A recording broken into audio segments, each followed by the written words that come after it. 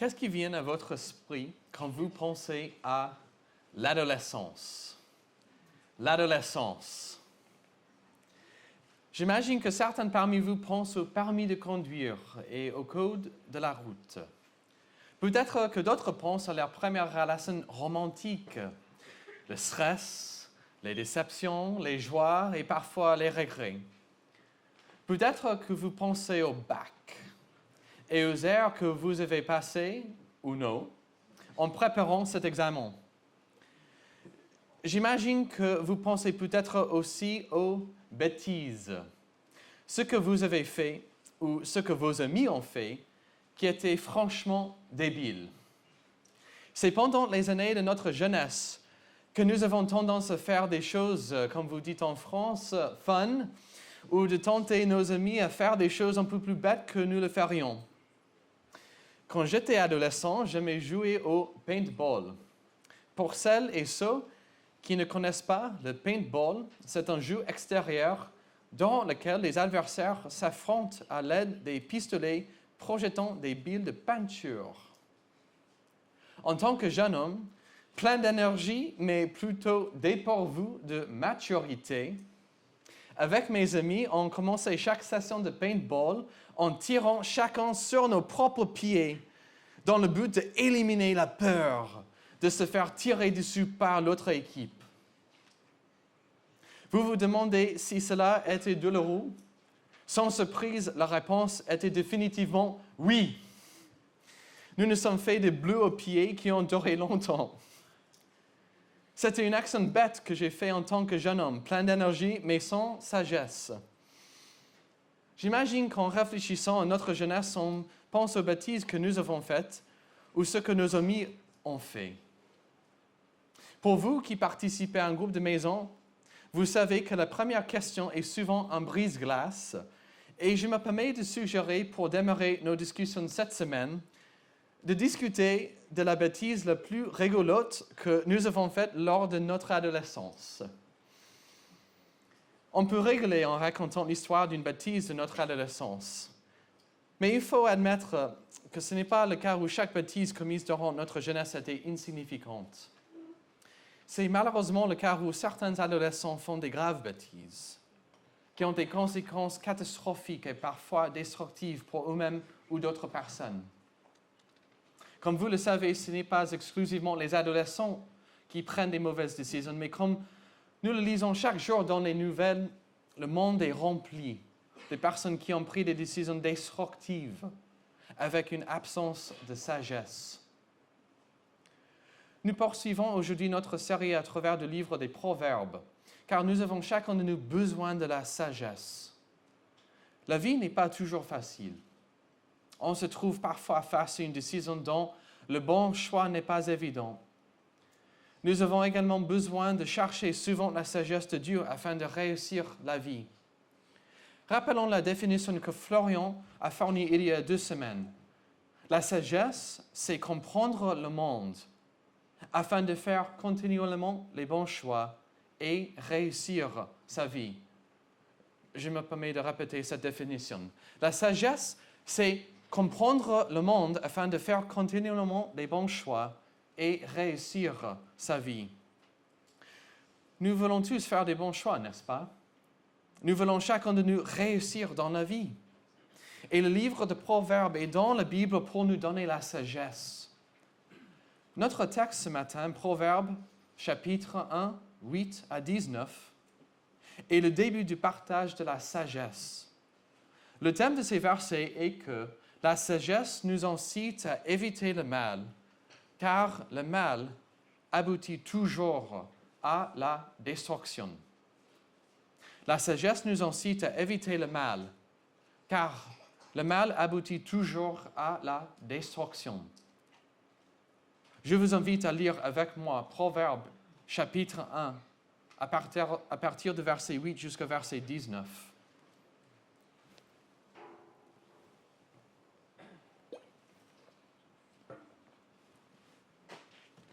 La parole de Dieu. Écoute, mon fils, l'instruction de ton père, et ne rejette pas l'enseignement de ta mère, car C'est un gracieux ruban pour ta tête. Ce sont des colliers pour ton cou. Mon fils, si des pécheurs veulent te séduire, n'accepte pas. S'ils disent, viens avec nous, dressons des embûches, versons du sang, tendons sans cause des pièges à l'innocent, engloutissons-les tout vifs, comme le séjour des morts, et tout entier, comme ceux qui descendent dans la fosse. Nous trouverons toutes sortes de biens précieux. Nous remplirons de butin nos maisons. Tu auras ta part avec nous. Il n'y a qu'une bourse pour nous tous. Mon fils, ne te mets pas en chemin avec eux. Détourne ton pied de leur sentier, car leurs pieds courent au mal, et ils ont hâte de répandre le sang. Car c'est en vain qu'on jette le filet devant les yeux de tout ce qui a des ailes, et eux, c'est contre leur propre sang qu'ils dressent des embûches. C'est à leur vie qu'ils tendent des pièges. Telles sont les voies de celui qui est avide d'un gain illicite, qui prend la vie de celui qui la possède. Notre texte commence avec un avertissement parental. Écoute, mon fils, l'instruction de ton père et ne rejette pas l'enseignement de ta mère. Tout d'abord, il faut se poser la question, qui est le fils? Dans un sens, il s'agit de nous, vous et moi. L'objectif est de nous considérer comme le fils qui a besoin de la sagesse. Car peu importe notre âge, peu importe si nous sommes un homme ou une femme, jeune ou vieux, nous avons chacun besoin de la sagesse pour poursuivre la vie selon la sagesse de Dieu, afin de lutter contre les mauvaises décisions. Le livre des Proverbes a été rédigé pour tout le monde, pour nous donner la sagesse et pour nous aider à vivre une vie sage. Il y a un autre détail de ces versets qui mérite notre attention. Dans le verset 8, c'est le père et la mère qui parlent. Un rappel que selon la Bible, c'est à chaque parent d'être investi dans l'éducation de ses enfants. L'objectif de ce texte ne concerne pas principalement les rôles des papas et des mamans, mais néanmoins, on observe ici une attente que chaque parent soit investi dans l'éducation de leurs enfants, c'est-à-dire la responsabilité parentale de diriger leurs enfants vers Dieu et vers le vie sage selon la parole. Ce n'est pas évident. Il faut admettre qu'il est plus facile de regarder la télévision et ne pas discuter d'un sujet important avec nos enfants, n'est-ce pas? Ces versets nous rappellent que la Bible appelle les mères et les pères à être investis dans l'éducation de leurs enfants. Et comme nous lisons dans ces versets, cela implique les conversations, parfois difficiles. Pour vous qui êtes parents ou grands-parents, rappelez-vous de votre tâche d'être investis dans l'éducation de vos enfants et petits-enfants pour leur parler de la sagesse biblique. Selon un commentateur, les versets 8 à 9 constituent une exhortation au fils d'écouter la sagesse de son père. Et cela est suivi par un verset dont l'objectif est de motiver le fils de l'écouter et de lui obéir. Comme vous le savez, depuis leur plus jeune âge, les enfants ont tendance à répondre aux suggestions ou aux exigences de leurs parents avec la question « Pourquoi ?» Il ne faut pas toucher la plaque chaude. Pourquoi? Il faut se laver les mains. Pourquoi? Le car au verset 9 fournit la réponse au pourquoi implicite de ce verset. Car c'est un gracieux ruban pour ta tête. Ce sont des colliers pour ton cou. Que vous soyez parents ou adolescents, j'imagine que vous n'avez jamais dit ou entendu cette réponse au verset 9 à la fameuse question « Pourquoi ?» Pour expliquer cette réponse, il faut d'abord aborder un grand sujet que nous allons observer tout au long du livre des Proverbes, c'est-à-dire les métaphores. Qu'est-ce qu'une métaphore? Qu'est-ce que c'est une métaphore? Selon Larousse, c'est l'emploi d'un terme concret pour expliquer une notion abstraite par substitution analogique sans qu'il y ait d'éléments introduisant formellement une comparaison. Cette définition me semble un peu compliquée. Si je peux offrir ma propre explication, une métaphore est la comparaison entre deux choses pour mieux expliquer le sens de l'un des termes comparés. Dans le verset 9, l'instruction parentale est comparée à un gracieux ruban pour la tête et des colliers pour le cou. De quel ruban s'agit-il et quel est le rapport entre la sagesse et des colliers? Quel est le sens de ces versets? Selon un commentateur, les parents motivent davantage leurs fils à suivre leurs instructions sous la forme d'une métaphore qui implique une récompense. C'est-à-dire qu'il y a des avantages, des bons résultats de chercher la sagesse. À l'époque, un ruban était une couronne torsadée mise sur la tête d'un vainqueur. C'était donc un symbole de l'accomplissement, en indiquant publiquement que celui qui le portait était digne de mérite et un statut particulier. L'auteur nous encourage donc à chercher la sagesse, car ceux qui sont sages sont des vainqueurs, ou comme Florian l'a dit lors de sa prédication, ceux qui réussissent dans la vie. L'auteur fait aussi la comparaison au verset 9 entre la beauté et un collier. Un collier, en tant que bijou, peut être très cher, désiré et est destiné à embellir la personne qui le porte. En France, c'est dans le mois de mai que les célébrités se rassemblent à Cannes. Et ce n'est pas par hasard que les célébrités femmes arrivent en robe, souvent avec des bijoux. Les bijoux, y compris les colliers, ont le but d'augmenter la beauté de celle qui les porte. Ce que l'auteur de ce texte veut communiquer, c'est qu'il faut chercher la sagesse comme on peut parfois chercher les plus beaux bijoux ou les plus beaux vêtements pour augmenter sa beauté. Je me permets de vous poser une question. Parmi tout ce que vous voulez, parmi les objets ou les expériences que vous cherchez, la sagesse figure-t-elle sur votre liste? Je vous invite à réfléchir à cela, car ces versets nous appellent à chercher la sagesse comme certaines personnes recherchent à s'embellir par les bijoux. Nous avons dû prendre un peu de temps pour découvrir la signification de cette métaphore, et c'est exactement le but de l'auteur. Il emploie souvent les métaphores dans ce livre, dont le sens n'est pas forcément évident, afin de nous faire prendre une pause pour réfléchir. C'est la sagesse, et c'est aussi le moyen de gagner la sagesse. S'arrêter et réfléchir. J'apprécie ce livre des Proverbes parce que la lecture de ce livre me fait prendre une pause pour réfléchir. Aujourd'hui, nous vivons dans un monde hyper connecté. Nous recevons chaque jour des centaines de messages, emails, appels, etc. On voit souvent des publicités qui nous donnent subtilement envie d'acheter quelque chose. Mais la question est, quelle est la dernière fois où vous avez pris une pause, sans téléphone, sans écran, sans distraction, pour réfléchir? Ce livre de Proverbes est destiné à nous faire prendre une pause pour réfléchir. Et l'auteur emploie des métaphores qui sont parfois difficiles à comprendre, tout à fait pour nous faire réfléchir. Car c'est en réfléchissant qu'on gagne la sagesse. Dans notre monde connecté, où tout va très vite, où il suffit d'un clic pour obtenir une livraison en moins de 24 heures, l'occasion de prendre une pause pour réfléchir est contre-culturelle, mais c'est à la fois la sagesse et la recherche de la sagesse de prendre une pause pour réfléchir. Cela nous amène à notre deuxième partie ce matin, le mal et ses dispositifs.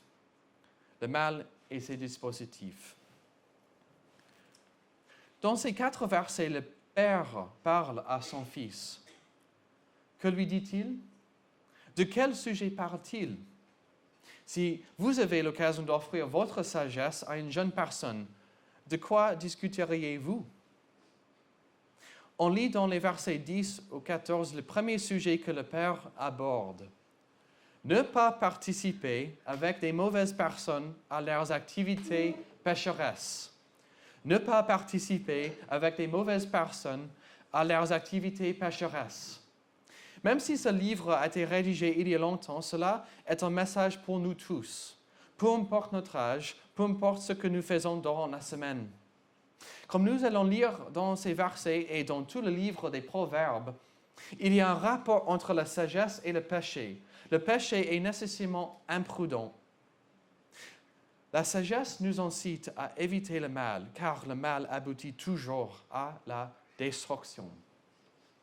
Dans ces versets, les méchants essaient de séduire le Fils pour qu'il les rejoigne, en lui proposant de voler les innocents afin de, comme c'est écrit au verset 13, remplir du butin nos maisons, ou, dans d'autres traductions françaises, d'objets précieux. Même si aujourd'hui nous ne sommes pas tentés par ceux qui veulent verser du sang, comme c'est écrit au verset 11, en fin de compte, dans ces versets, nous lisons le désir de faire n'importe quoi afin de gagner ce que nous voulons, notamment les richesses, les objets précieux, etc., etc. Réalisons la fin de verset 11. Tendons sans cause des pièges à l'innocent, c'est-à-dire trouver des moyens faciles pour voler des choses, tricher à un examen quand c'est facile de le faire, etc. En résumé, ces versets parlent d'une priorité de faire ce qui est nécessaire afin de gagner encore de l'argent ou des objets matériels, c'est-à-dire des choses de ce monde. Après avoir lu le verset 11, versant du sang, tendant sans cause des pièges à l'innocent, je vous invite à réfléchir aux paroles de Jésus quand il a parlé de ce sujet. Je cite Jésus maintenant. « Vous avez entendu qu'il a été dit aux anciens, « Tu ne commettras pas de meurtre. Celui qui commet un meurtre sera passible de jugement. Mais moi, je vous dis, quiconque se met en colère contre son frère sera passible du jugement. » Ces paroles de Jésus, comme toute la Bible, nous appellent à examiner nos cœurs. Le vocabulaire du Proverbe 1 est parfois violent, c'est sûr, mais il faut considérer nos cœurs, nos pensées, pour évaluer notre innocence. Je vous invite aussi à considérer le big picture, c'est-à-dire la grande perspective de ces versets. C'est que ceux qui ne sont pas sages sont consommés par les choses de ce monde, comme l'argent, et ils sont prêts à faire le mal afin de satisfaire leurs désirs. Ce que le livre des Proverbes nous rappelle, c'est que la sagesse est concentrée sur les bons principes, les priorités bibliques, et non pas sur les choses de ce monde, comme l'argent ou les objets matériels. J'ai lu une belle citation d'un commentateur à propos de ces versets. Il a écrit « Les pécheurs aiment l'argent et y séduisent les personnes. Les saints aiment les personnes et y dépensent leur argent pour aider les autres. » Cela m'amène à vous poser la question suivante. Que pensez-vous de l'argent? Est-ce une ressource pour payer les frais nécessaires, puis utiliser ensuite afin de servir les autres, soutenir les œuvres chrétiennes, etc. Ou l'argent est-il votre but, l'objet ultime de votre vie? Pensez-vous que vos problèmes seraient résolus avec un peu plus d'argent? Êtes-vous prêt à faire des compromis moraux afin de procurer l'argent? Ce livre des Proverbes parle souvent de l'argent et de la sagesse pour développer une perspective biblique à propos de l'argent, notamment de ne pas lui permettre de nous dominer, afin que nos pensées et nos vies soient soumises à Dieu et sa sagesse. Dans quelques minutes, on parlera encore de la sagesse à propos de l'argent, mais l'amour de l'argent est une folie. L'absence de sagesse, dont la conséquence est destructive. Ce matin, si l'argent est votre objectif ultime, je vous encourage à considérer ces versets pour voir la finalité de ceux qui sont consommés par l'argent. Considérez la sagesse biblique et ne pas oublier que Dieu pardonne tous ceux qui se répandent. y compris du péché, de l'amour, de l'argent. Les versets 15 à 19 constituent la dernière section de notre texte de ce matin. Le verset 15 commence par « mon fils », ce qui indique que le fils est toujours le destinataire de cet enseignement. Le verset se poursuit. « Ne te mets pas en chemin avec eux », c'est-à-dire ne participe pas aux activités pécheresses en compagnie de pécheurs. Cela est un conseil pour nous tous, n'est-ce pas? Après un moment entouré des personnes, c'est normal de leur ressembler de plus en plus. Durant une période de ma vie, j'ai travaillé dans une usine de l'entreprise de livraison UPS. Mes collègues dans cette usine étaient issus de contextes plutôt défavorisés. Plusieurs parmi eux avaient fait de la prison. Dans l'usine, on assistait souvent à des bagarres entre collègues. Leur langage était terrible. Chaque jour, j'entendais des gros mots et propos vulgaires. Même si par nature je n'emploie typiquement pas des gros mots, ma présence en leur compagnie m'a parfois fait dire des gros mots de façon inconsciente. Voici le principe. Les personnes avec qui je passais du temps ont forcément impacté ma vie, mes décisions et aussi mon vocabulaire. Ce passage de la Bible nous rappelle un principe essentiel. Les personnes avec lesquelles nous passons notre temps nous influencent. Soyons conscients de cela. Vos amis vont forcément vous impacter. Et il faut donc choisir ses amis avec prudence. Si, à cause de votre travail, vous passez beaucoup de temps avec des méchants, ou si vous êtes étudiant et que la plupart des autres étudiants sont insensés, c'est-à-dire ils ne sont pas sages, ce que ces versets nous proposent, c'est de chercher des occasions de passer du temps avec nos frères et nos sœurs en Christ, pour être entourés par ceux qui aiment le Seigneur Jésus et pour laisser leurs paroles, les paroles de la Bible, les chants que nous chantons ensemble, les temps de prière, etc., nous influencer. Soyons conscients que les personnes avec lesquelles nous passons le temps nous influencent avec leurs valeurs. Si vous ne participez pas habituellement à un groupe de maison, je vous encourage à y participer, afin de passer encore de temps durant la semaine avec ceux qui cherchent Dieu et sa sagesse. Bien sûr, cela ne veut pas dire qu'il faut se couper du monde et éviter toute relation avec les non-chrétiens, mais ces versets nous encouragent tout de même à faire attention aux influences extérieures que nous pouvons recevoir et de mettre en priorité des occasions de fraternité avec nos frères et nos sœurs chrétiennes. Le verset 15 est la première référence dans les Proverbes à la métaphore d'un chemin, dont l'idée est qu'il y a deux chemins possibles à emprunter, un bon et un mauvais. Ce verset nous donne une application pratique. Chaque décision est comme un carrefour où il y a deux chemins devant nous. La sagesse est la capacité de prendre une pause pour réfléchir à chaque décision comme un chemin et donc de se poser des questions. Où ce chemin m'amènera-t-il? La sagesse est la capacité de considérer les conséquences d'une décision. Ce n'est jamais sage de prendre la décision de pécher afin de gagner encore plus d'argent ou de blesser quelqu'un d'autre pour accueillir encore plus de biens matériels. Pour ceux parmi vous qui sont jeunes, je vous invite à vous poser cette question quand vous avez l'occasion de passer du temps avec quelqu'un ou avec un groupe de personnes. Quelle sera la conséquence de vous rapprocher de telle personne ou de tel groupe?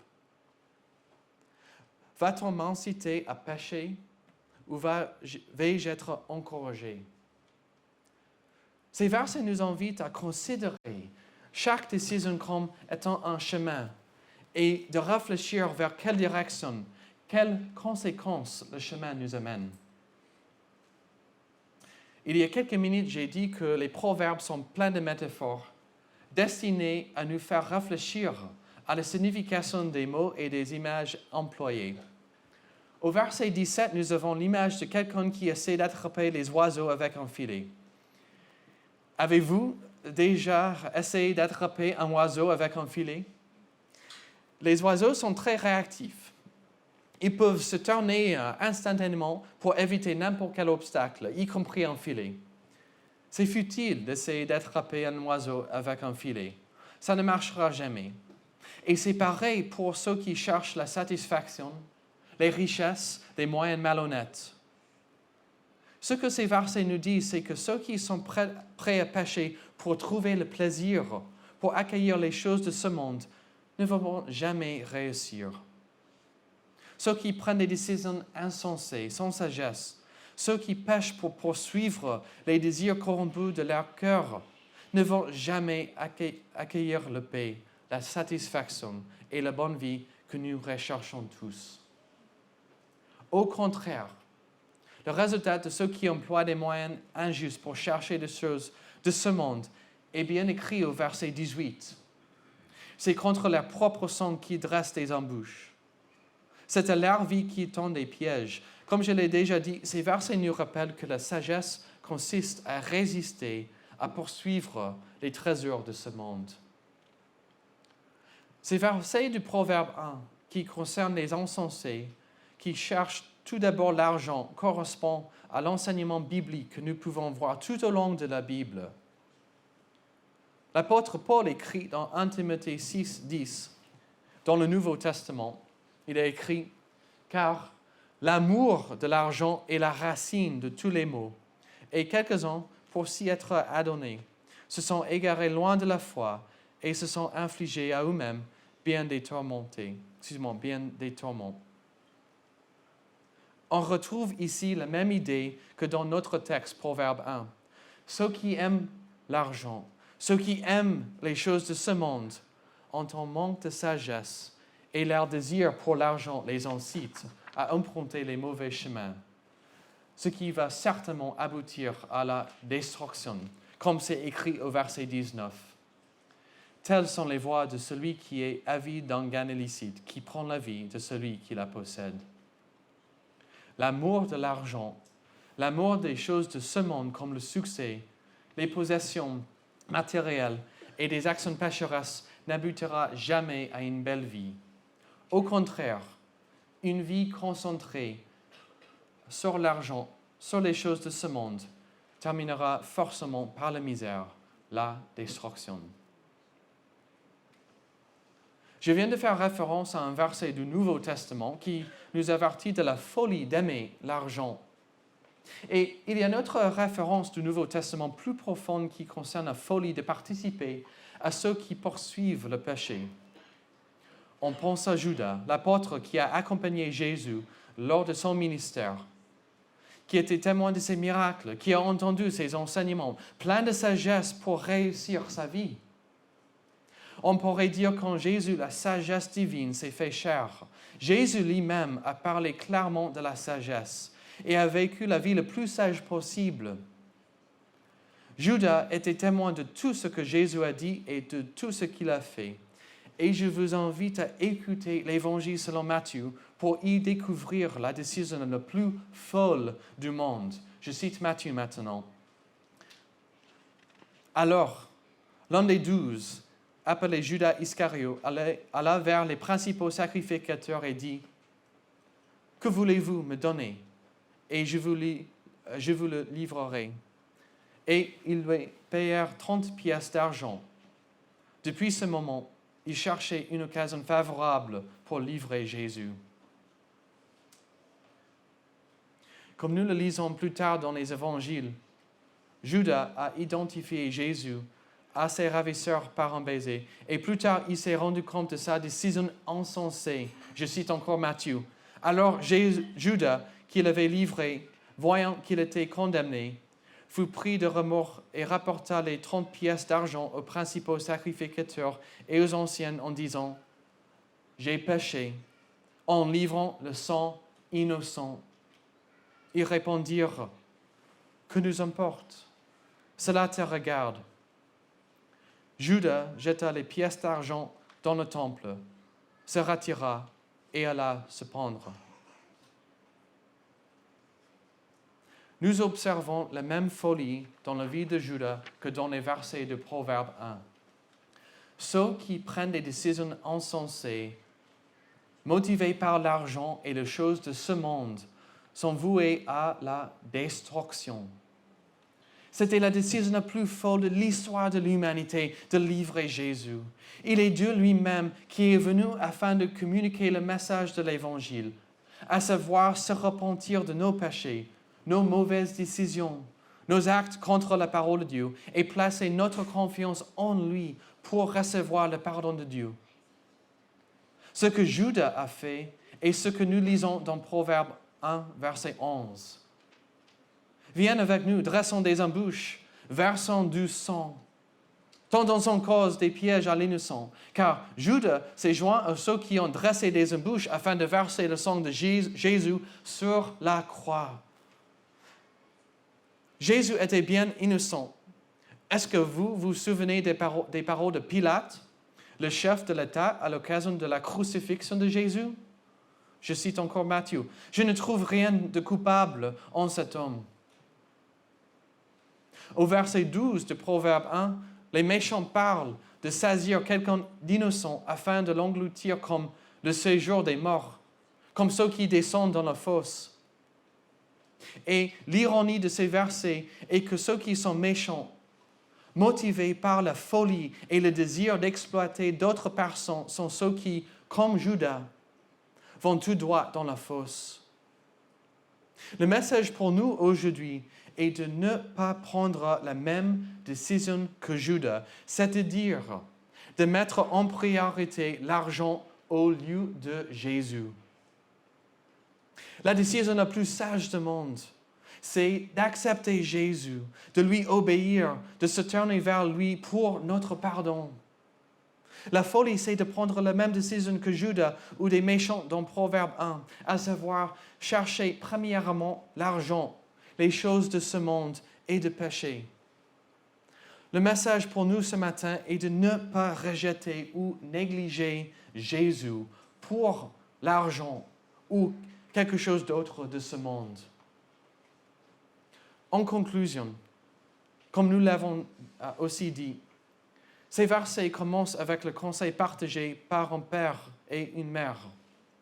Parents, j'espère que ces versets vous ont encouragé à parler à vos enfants, à être investis dans leur vie, pour les aider à considérer leurs choix afin de prendre les décisions sages. De nos jours, il y a une tendance à négliger l'éducation de nos enfants, mais ces versets sont un rappel que c'est aux papas et aux mamans d'aider leurs enfants à chercher la sagesse pour réussir la vie. Lié à ce thème, cette semaine, on discutera dans nos groupes de maison de nos mots et nos paroles. Cette semaine, on va discuter dans nos groupes de maison de nos mots et nos paroles. Je vous invite dès maintenant à réfléchir à ce thème. Nous avons aussi parlé d'être en compagnie de ceux qui sont prêts à pécher afin de gagner encore de l'argent ou des choses matérielles. Dans ce contexte, l'auteur a employé le mot « chemin ». Et pour nous, il y a une simple application pour nos vies quotidiennes. Face à une décision, c'est à nous de nous demander vers quelle direction cette décision nous amènera. Où m'amènera ce groupe de personnes? Vais-je être tenté de pécher en fréquentant telle ou telle personne? La sagesse implique une pause pour réfléchir aux conséquences de nos décisions. De plus, ces versets nous rappellent que le péché amène à la destruction. L'auteur de ces versets emploie un vocabulaire imagé pour nous avertir des conséquences d'une vie pleine de péchés, consommée par la recherche des richesses, les tentations de tricher, voler, etc. Et enfin, Proverbe chapitre 1 nous amène à la croix de Jésus-Christ.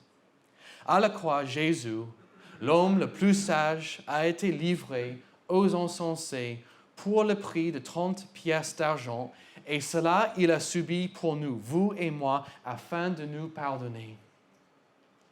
Si vous ne vous êtes pas repenti de vos péchés, y compris les décisions prises par une absence de sagesse, je vous invite à prendre la décision la plus sage du monde et placer votre confiance en Jésus pour recevoir son pardon. J'aimerais inviter les musiciens à revenir et on va prier pour que Dieu bénisse sa parole à nos corps. Prions ensemble. Seigneur Jésus, nous voulons nous tourner encore vers toi ce matin et nous voulons prier que tu nous donnes la sagesse biblique. Nous prions que la sagesse soit une priorité dans nos vies. C'est facile d'être distrait aujourd'hui par les choses de ce monde, les distractions, les tentations, mais Seigneur Jésus, nous prions que tu nous aides à réfléchir, que ta parole soit notre guide pour prendre des décisions pour nos vies. On prie aussi que tu aides à placer notre confiance en toi pour notre pardon, pour les décisions insensées que nous avons prises dans nos vies. Que tu nous aides à placer notre confiance en toi, sachant que tu es venu afin de chercher et sauver des brebis perdues comme nous. Que tu es le sauveur des personnes qui ont pris des décisions insensées, des mauvaises décisions. Et aide-nous, Seigneur, à vivre pour toi, à mettre ta parole en priorité. Aide-nous à vivre pour toi et de prendre des décisions qui conforment à ta parole pour ta gloire. On le prie au nom de Jésus. Amen.